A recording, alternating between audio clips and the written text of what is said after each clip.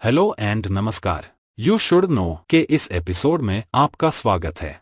इस वीडियो में हम 1 अप्रैल 2025 से आपके सेविंग बैंक अकाउंट संबंधित बदले हुए नियमों के बारे में जानकारी हासिल करेंगे।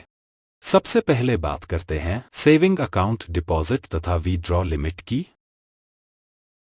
एक फाइनेंशियल ईयर में आप कुल 10 लाख रुपए से अधिक रकम सेविंग अकाउंट में डिपॉजिट तथा विड्रॉ नहीं कर सकते।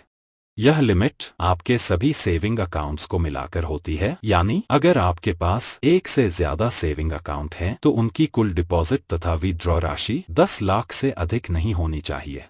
अगर आप इस नियम के विपरीत ज्यादा रकम अपने सेविंग खाते में डिपॉजिट करते हो तो उसका पूरा रिकॉर्ड आप मेंटेन करें, ताकि अगर आपको इनकम टैक्स डिपार्टमेंट कोई भी सवाल करता है तो आप उसे सबूत पर आधारित क्लेरिफाई कर पाओ। अब सवाल आता है कि एक दिन में आप अपने सेविंग अकाउंट में कितना कैश डिपॉजिट या विड्रॉ कर सकते हैं। मैक्सिमम 1 लाख रुपए तक कैश एक दिन में डिपॉजिट या विड्रॉ कर सकते हैं। इन केस ऑफ इमरजेंसी या एक्सेप्शन में मैक्सिमम 2 लाख रुपए तक ट्रांजैक्शन किया जा सकता है।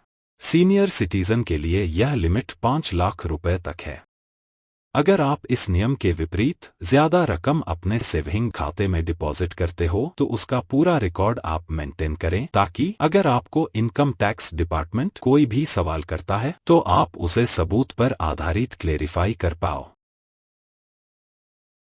अब जानते हैं कि यूपीआई, एनईएफटी, आरटीजीएस और आईएमपीएस जैसी ऑनलाइन पेमेंट सुविधाओं में क्या लिमिट है। यूपीआई इस माध्यम से मिनिमम 1 रुपए से लेकर मैक्सिमम 1 लाख रुपए तक की ट्रांजैक्शन की जा सकती है। एनईएफटी इसमें कोई अपर लिमिट नहीं है, यानी आप अपनी जरूरत के हिसाब से जितनी राशि चाहे ट्रांसफर कर सकते हैं। आरटीजीएस इसमें मिनिमम 2 लाख रुपए की ट्रांजैक्शन अनिवार्य होती है, इससे कम की ट्रांजैक्शन नहीं हो सकती। आईएमपीएस इसमें मिनिमम 1 रुपए से लेकर मैक्सिमम 5 लाख रुपए तक की ट्रांजैक्शन की जा सकती है। आप जितने भी ट्रांजैक्शंस कर रहे हो, लेकिन एक फाइनेंशियल ईयर के अंदर आपकी टोटल ट्रांजैक्शन लिमिट 10 लाख की है, उसको आपको क्रॉस नहीं करना है। FD limit. अकाउंट में मैक्सिमम कितने अमाउंट की एफडी करवा सकते हैं।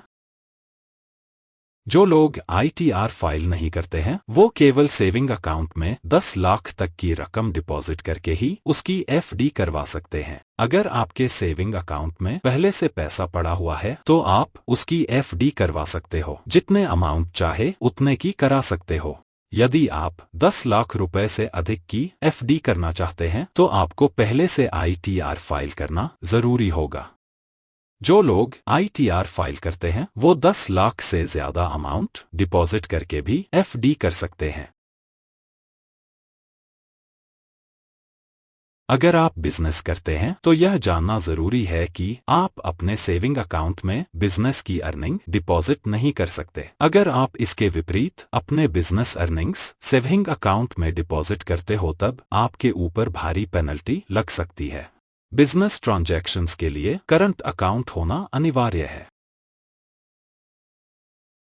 इस वीडियो में यही रुकते हैं। अगर यह इंफॉर्मेशन आपको महत्वपूर्ण लगती है तो इसे ज्यादा से ज्यादा लोगों तक शेयर करें। विषय से जुड़े सवाल आप कमेंट बॉक्स में पूछ सकते हैं। धन्यवाद।